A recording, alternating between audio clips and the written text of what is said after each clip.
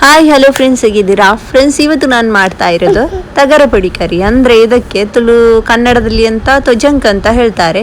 ಕನ್ನಡದಲ್ಲಿ ಇದಕ್ಕೆ ಏನು ಹೇಳೋದು ಅಂತ ಗೊತ್ತಿಲ್ಲ. ನಮ್ಮ ಕರಾವಳಿ ಸೈಡಲ್ಲಿ ಇದಕ್ಕೆ ತೊಜಂಕ್ ಅಂತಲೇ ತುಂಬ ಫೇಮಸ್ ಆಗಿರುವಂತಹ ಈ ಸೊಪ್ಪು ಮಳೆಗಾಲದಲ್ಲಿಯೇ ನಮಗೆ ಸಿಕ್ಕುವುದು, ಬಾಕಿ ಟೈಮಲ್ಲೆಲ್ಲ ಸಿಕ್ಕುವುದಿಲ್ಲ. ಇದನ್ನು ಯಾರು ಮನೆಯಲ್ಲಿ ಅಂತ ಮಾಡೋದಿಲ್ಲ, ಇದು ತನ್ನಿಂತಾನೇ ಹುಟ್ಟುತ್ತದೆ. ಇದು ವರ್ಷಕ್ಕೊಮ್ಮೆ, ಅಂದರೆ ತನ್ನಿಂದ ತಾನೇ ಇದು ಬೆಳೀತದೆ. ಅಂದರೆ ಯಾವ ಜಾಗದಲ್ಲಿ ವರ್ಷ ಪೂರ್ತಿ ಆಗಿತ್ತು ಅದೇ ಜಾಗದಲ್ಲಿ ನೆಕ್ಸ್ಟ್ ಇಯರ್ ಕೂಡ ಹಾಕ್ತದೆ. ಇದು ಒಬ್ಬರಿಗೊಬ್ಬರು ಹಂಚಿಕೊಂಡು ತಿನ್ನುವಂಥ ಈ ಸೊಪ್ಪು ನನಗಂತೂ ನನ್ನ ಊರಿನಿಂದ ನಮ್ಮ ಅತ್ತೆ ಪಾರ್ಸಲ್ ಕಳಿಸಿದ್ರು. ಅದಕ್ಕೆ ನಾನು ಕೂಡ ಇವತ್ತು ತುಂಬ ಸಮಯ ಆಯಿತು ಇದನ್ನು ತಿನ್ನದೆ. ಇದನ್ನು ನಾನು ಕೂಡ ಇದೇ ಥರ ಒಂದು ಸೊಪ್ಪದ್ದು ಪಲ್ಯ ಮಾಡೋಣ ಅಂತ ಎಲ್ಲ ಕಟಿಂಗ್ ಮಾಡಿದ್ದೇನೆ. ಅವರಿದನ್ನೆಲ್ಲ ಕ್ಲೀನಾಗಿ ನೀಟಾಗಿ ಎಲ್ಲ ತೆಗೆದೇ ಕಳಿಸಿದ್ದು. ಆಮೇಲೆ ಇದನ್ನು ನಾನು ಅರ್ಧ ಸೊಪ್ಪನ್ನು ಇಡ್ತಾ ಇದ್ದೇನೆ. ಯಾಕಂದರೆ ಅರ್ಧ ಸೊಪ್ಪು ನಾನು ಇದಕ್ಕೆ ಏನಂತಾರೆ ಹಲಸಿನ ಹಣ್ಣಿನ ಬೀಜವನ್ನು ಹಾಕಿ ಮಾಡೋದು. ಇದಕ್ಕೆ ಅಂಬಡೆ ಕೂಡ ಅವರೇ ಕಲಿಸಿದಂಥ ಅಂಬಡೆ ಇದು, ಅದನ್ನು ಕೂಡ ಹಾಕ್ತಾ ಇದ್ದೇನೆ. ಇಲ್ಲಿ ನಾನು ಸೊಪ್ಪನ್ನು ಚೆನ್ನಾಗಿ ವಾಶ್ ಮಾಡಿ ಇಟ್ಟಿದ್ದೇನೆ. ಇಲ್ಲಿಗ ಒಗ್ಗರಣೆಗೋಸ್ಕರ 3 ಟೊಮೆಟೊ 2 ಈರುಳ್ಳಿಯನ್ನು ತಗೊಳ್ತಾ ಇದ್ದೇನೆ. ನಾನು ಸ್ವಲ್ಪ ಮಾಡುವ ಸ್ಟೈಲ್ ಅಂತೂ ಚೇಂಜ್ ಇರ್ಬೋದು, ನಿಮ್ಗೆ ಅನಿಸ್ಬೋದು. ಊರಲ್ಲೆಲ್ಲ ಬೇರೆ ಥರನೇ ಮಾಡೋದು, ತೆಂಗಿನ ತುರಿ ಎಲ್ಲ ಹಾಕಿ ಆಮೇಲೆ ಅಕ್ಕಿ ಹುಡಿ ಎಲ್ಲ ಹಾಕಿ ಮಾಡ್ತಾರೆ. ನಾನು ಸಿಂಪಲ್ ಆಗಿ ಮಾಡ್ತಾ ಇದ್ದೇನೆ. ಇಲ್ಲಿ ಒಂದಿಷ್ಟು ಬೆಳ್ಳುಳ್ಳಿ ಕೂಡ ತಗೊಂಡಿದ್ದೇನೆ, ಜಜ್ಜಿ ತಗೊಂಡಿದ್ದೇನೆ. ಇಲ್ಲಿ ಒಂದು ಪಾತ್ರೆಗೆ ಎಣ್ಣೆ ಹಾಕ್ತಾ ಇದ್ದೇನೆ ಒಗ್ಗರಣೆಗೋಸ್ಕರ. ನೀವು ಯಾವ ಎಣ್ಣೆಯಲ್ಲಿ ಮಾಡ್ತೀರಿ ನಿಮ್ಮ ಇಷ್ಟ. ನಾನಿಲ್ಲಿ ನಾವು ಸನ್ಫ್ಲವರ್ ಎಣ್ಣೆಯನ್ನೇ ತಗೊಳ್ತಾ ಇರೋದು. ನಾವೆಲ್ಲ ಅದನ್ನು ಯೂಸ್ ಮಾಡೋದು ಪದಾರ್ಥಕ್ಕೆಲ್ಲ. ಇಲ್ಲಿ ಒಗ್ಗರಣೆಗೋಸ್ಕರ ನಾನು ಸಾಸಿವೆಯನ್ನು ಹಾಕ್ತೇನೆ. ಆಮೇಲೆ ಸ್ವಲ್ಪ ಈ ಜಜ್ಜಿಟ್ಟಂತಹ ಬೆಳ್ಳುಳ್ಳಿ ಹಾಗೂ ಸ್ವಲ್ಪ ಜೀರಿಗೆ ಕೂಡ ಹಾಕಿದ್ದೇನೆ. ಈಗ ಇದು ಸ್ವಲ್ಪ ಒಗ್ಗರಣೆ ಒಳ್ಳೆ ಪರಿಮಳ ಬರುವಾಗ ಈ ಥರ ನಾವು ಕಟ್ ಮಾಡಿದಂತಹ ಈರುಳ್ಳಿಯನ್ನು ಹಾಕಿ ಒಂದು ಸ್ವಲ್ಪ ಹೊತ್ತು ಇದನ್ನು ಫ್ರೈ ಮಾಡ್ಕೊಳ್ಬೇಕು. ಯಾಕಂದರೆ ಈ ಈರುಳ್ಳಿಯದೆಲ್ಲ ಹಸಿ ಸ್ಮೆಲ್ ಹೋಗುವ ತನಕ ಫ್ರೈ ಮಾಡ್ತಾ ಇದ್ದೇನೆ.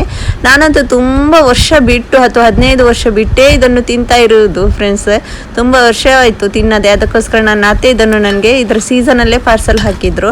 ಇಲ್ಲಿ ಅಂಬಡೆ ಕೂಡ ಗುದ್ದಿ ಇಟ್ಟಿದ್ದೇನೆ ಜಜ್ಜಿ. ಇದರಲ್ಲಿ ಅಂಬಡೆಯಲ್ಲಿ ಅಂದರೆ ಇದು ಸಣ್ಣದಲ್ಲ, ಸ್ವಲ್ಪ ಬೆಳೆದಿದೆ. ಅದಕ್ಕೋಸ್ಕರ ಇದನ್ನು ಜಜ್ಜಿ ಹಾಕಬೇಕು. ಈಗ ನೋಡಿ, ಈರುಳ್ಳಿ ಅಂತೂ ನಮ್ಮದು ಇಷ್ಟು ಬಾಡಿದ್ರೆ ಸಾಕು. ಆಮೇಲೆ ಇದಕ್ಕೆ ನಾನು ಹಸಿಮೆಣಸು ಆ್ಯಡ್ ಮಾಡ್ತಾ ಇದ್ದೇನೆ. ಹಸಿಮೆಣಸು ನೋಡಿ ಖಾರದ ಪ್ರಕಾರ ನಿಮಗೆ ಎಷ್ಟು ಬೇಕು ಅಷ್ಟನ್ನು ಆ್ಯಡ್ ಮಾಡಿ ಖಾರ ನೋಡಿ.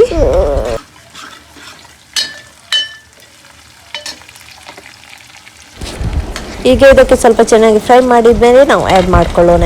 ಅಲ್ಲಿ ಕಟ್ ಮಾಡಿಟ್ಟಂತಹ ಟೊಮೆಟೊ, ನಾವು ಫಸ್ಟಿಗೆ ತೋರಿಸಿದ್ದೇನೆ 2 ಟೊಮೆಟೊ ಕಟ್ ಮಾಡಿದ್ದು, ಅದನ್ನು ಈ ಥರ ಸಣ್ಣಗೆ ಕಟ್ ಮಾಡಿ ಹಾಕ್ತಾ ಇದ್ದೇನೆ. ಬೇಗನೆ ನಿಮಗೆ ಇದು ಸಣ್ಣಗೆ ಕಟ್ ಮಾಡೋದ್ರಿಂದ ಮಸಾಲ ರೆಡಿ ಆಗ್ತದೆ.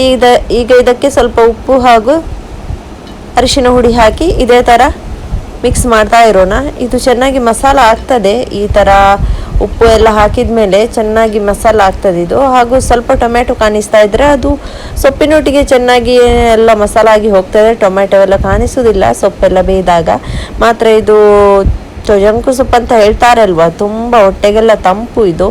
ಹಾಗೂ ಇದಕ್ಕೆ ಈಗ ಸ್ವಲ್ಪ ನೀರು ಹಾಕ್ತೇನೆ ನಾನು. ಈ ಥರ ನೀರು ಹಾಕಿದ್ರಿಂದ ಬೇಗನೆ ಟೊಮೆಟೊ ಬೇಗನೆ ಸ್ವಲ್ಪ ರೆಡಿ ಆಗ್ತದೆ. ಅದಕ್ಕೋಸ್ಕರ ಇದನ್ನು ಈ ಥರ ಸ್ವಲ್ಪ ನೀರು ಹಾಕಿ ಈ ಥರ ಮಿಕ್ಸ್ ಮಾಡ್ತೇನೆ. ನೀವು ಕೂಡ ಈ ಥರ ನಿಮ್ಮ ಮನೆ ಹತ್ತಿರ ಎಲ್ಲಾದರೂ ಈ ಥರ ತೊಜಂಕು ಸೊಪ್ಪು ಉಂಟಲ್ವಾ, ಅದು ಇದ್ದರೆ ಅದನ್ನು ಬಿಡಬೇಡಿ. ಅದು ವರ್ಷಕ್ಕೊಮ್ಮೆ ಸಿಕ್ಕುವುದು. ಅದನ್ನು ನೀವು ಒಮ್ಮೆ ಈ ಥರ ಏನಾದರೂ ಮಾಡಿ, ಹೇಗಾದರೂ ಮಾಡಿ ನಿಮಗೆ ಗೊತ್ತಿರುವಂಥ ರೆಸಿಪಿ ಮಾಡಿ ತಿನ್ನಿ.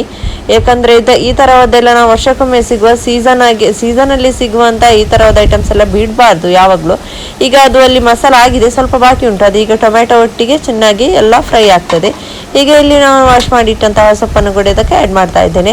ನಾನಿವತ್ತು ಮಾಡ್ತಾ ಇರೋದು ತುಂಬ ಸಿಂಪಲ್ ಆಗಿ ಅಂತ ಆಗಲೇ ಹೇಳಿದೆ ನಿಮ್ಮ ಜೊತೆ. ನಮ್ಮ ಊರಲ್ಲಿ ನಮ್ಮ ಅತ್ತೆ ಅಮ್ಮ ಅವರೆಲ್ಲ ಮಾಡುವಾಗ ಇದಕ್ಕೆ ತೆಂಗಿನ ತುರಿಯನ್ನು ತುರಿದು ಕೂಡ ಹಾಕ್ತಾರೆ ಲಾಸ್ಟಿಗೆ. ನಾನು ಮಾತ್ರ ಇಲ್ಲಿ ತೆಂಗಿನ ತುರಿದು ಹಾಕಲಿಲ್ಲ ಫ್ರೆಂಡ್ಸ್. ನೀವು ಹೇಗೆ ಮಾಡ್ತೀರಿ ಈ ಸೊಪ್ಪಿನ ರೆಸಿಪಿ ಅಂತ ನನಗೆ ಕಮೆಂಟ್ ಮೂಲಕ ತಿಳಿಸಿ. ಹಾಗೂ ನಿಮ್ಮ ಊರ ಕಡೆ ಇದಕ್ಕೆ ಏನು ಅಂತಾರೆ, ಇದನ್ನು ಯಾವ ಹೆಸರಲ್ಲಿ ಕರೀತಾರೆ ಅಂತ ಕೂಡ ಹೇಳಿ ನನಗೆ. ಅಂದರೆ ನನಗೆ ಇದಕ್ಕೆ ಗೊತ್ತಿರೋದು 2 ಹೆಸರು. ಒಂದು ತುಳುವಲ್ಲಿ ಹೇಳ್ತಾರೆ ತೊಜಂಕ್ ಅಂತ, ಮತ್ತೊಂದು ನಮ್ಮ ಬ್ಯಾರಿ ಭಾಷೆಯಲ್ಲಿ ತಗರೆ ಅಂತ ಹೇಳ್ತಾರೆ. ಈಗ ಇದಕ್ಕೆ ಇಲ್ಲಿ ಗುದ್ದಿಟ್ಟಂತಹ ಅಂಬಡೆಯನ್ನು ಕೂಡ ಆ್ಯಡ್ ಮಾಡ್ತೇನೆ. ಈ ಥರ ಅಂಬಡೆ ಹಾಕೋದ್ರಿಂದ ತುಂಬಾ ಟೇಸ್ಟಾಗಿ ಬರ್ತದೆ. ಹಲಸಿನ ಹಣ್ಣದ್ದು ಕೂಡ ಬೀಜ ಹಾಕಿದರೆ ತುಂಬ ಚೆನ್ನಾಗಿರ್ತದೆ ಅಂತ ಹೇಳ್ತಾ ಇದ್ರು. ಹಲಸಿನ ಹಣ್ಣು ಇನ್ನೂ ಹಣ್ಣಾಗಬೇಕು. ಅದು ಹಣ್ಣಾದ್ಮೇಲೆ ಅದರ ಬೀಜವನ್ನು ನೆಕ್ಸ್ಟ್ ಟೈಮ್ ಅದು ಇಟ್ಟಂತಹ ಸೊಪ್ಪಲ್ಲಿ ಹಾಕಿ ಕೂಡ ಮಾಡ್ತೇನೆ ನಾನು.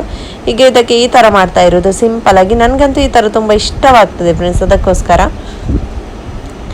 ಈಗ ಇದು ಚೆನ್ನಾಗಿ ಬೇಯಲಿ. ಈ ಥರ ಹುಳಿ ಎಲ್ಲ ಆಗಿ ಒಂಥರ ಚೆನ್ನಾಗಿ ಬರ್ತದೆ. ಇದು ಅಂಬಡೆಯದ್ದು ಎಲ್ಲ ಹುಳಿ ಎಲ್ಲ ಇರೋದ್ರಿಂದ ತುಂಬ ಚೆನ್ನಾಗಿ ಬರ್ತದೆ ಫ್ರೆಂಡ್ಸ್ ಇದು. ಇದು ನಾವು ಸಣ್ಣವರಿರುವಾಗೆಲ್ಲ ನಮ್ಮ ಮನೆಯಲ್ಲಿ ನಮ್ಮ ಅಮ್ಮ ಎಲ್ಲ ಸೊಪ್ಪನ್ನೆಲ್ಲ ಮಿಕ್ಸ್ ಮಾಡಿ ಮಾಡ್ತಾ ಇದ್ರು. ಈ ಸೊಪ್ಪಿಗೆ ಅಲಸಂಡೆ ಸೊಪ್ಪು ಹಾಗೂ ಕುಂಬಳಕಾಯಿ ಸೊಪ್ಪು ಹಾಗೂ ಈ ತ್ವಜಂಗ್ ಉಂಟಲ್ವಾ ಅದನ್ನೆಲ್ಲ ಹಾಕಿ ಅವರು ಮಿಕ್ಸ್ ಮಾಡಿ ಕೂಡ ಮಾಡ್ತಾ ಇದ್ರು. ಅದು ಕೂಡ ತುಂಬ ಚೆನ್ನಾಗಿರ್ತಿತ್ತು. ಹೀಗೆ ಇದರಲ್ಲಿ ಉಪ್ಪು ಸ್ವಲ್ಪ ಕಮ್ಮಿ ಅಂತ ಅನಿಸ್ತು ನನಗೆ, ಅದಕ್ಕೋಸ್ಕರ ಉಪ್ಪನ್ನು ಟೇಸ್ಟ್ ಮಾಡಿ ಆದಮೇಲೆ ಸ್ವಲ್ಪ ಉಪ್ಪು ಕೂಡ ಹಾಕಿದೆ. ನೋಡಿ ಫ್ರೆಂಡ್ಸ್, ಈಗ ಇದು ರೆಡಿ ಆಗ್ತಾ ಉಂಟು. ಸ್ವಲ್ಪ ಹೊತ್ತು ನಾನು ಸ್ಲೋ ಗ್ಯಾಸಲ್ಲಿ ಇದನ್ನು ಈ ಥರ ಬಂದ್ ಮಾಡಿ ಬೇಯಲಿಕ್ಕೆ ಬಿಡ್ತೇನೆ. ಈಗ ಸೊಪ್ಪು ಎಲ್ಲ ತುಂಬ ಚೆನ್ನಾಗಿ ಬೇಯ್ತದೆ. ಇದನ್ನು ಗಂಜಿ ಒಟ್ಟಿಗೆ ಅಂತೂ ಊಟ ಮಾಡಿದರೆ ತುಂಬ ಚೆನ್ನಾಗಿ ಬರ್ತದೆ. ನಾವಂತೂ ಇಲ್ಲಿ ವೈಟ್ ರೈಸ್ ಒಟ್ಟಿಗೆ ತಿಂತಾ ಇರೋದು. ಗಂಜಿ ಒಟ್ಟಿಗಂತೂ ಇದರ ಕಾಂಬಿನೇಷನ್ ಹೇಳಲಿಕ್ಕೆ ಇಲ್ಲ, ಅಷ್ಟೊಂದು ಸೂಪರ್ ಆಗಿ ಬರ್ತದೆ ಇದು.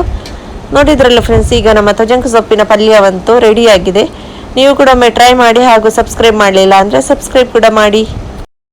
ಹಾಗೂ ನಿಮ್ಮ ಕಡೆ ಇದಕ್ಕೆ ಏನು ಹೇಳ್ತಾರೆ ಅಂತ ಕಮೆಂಟ್ ಮೂಲಕ ತಿಳಿಸಿ. ನಾನು ಸಿಗ್ತೇನೆ ನೆಕ್ಸ್ಟ್ ವಿಡಿಯೋದಲ್ಲಿ. ಅಲ್ಲಿ ತನಕ ಟಾಟಾ ಬಾಯ್, ಟೇಕ್ ಕೇರ್.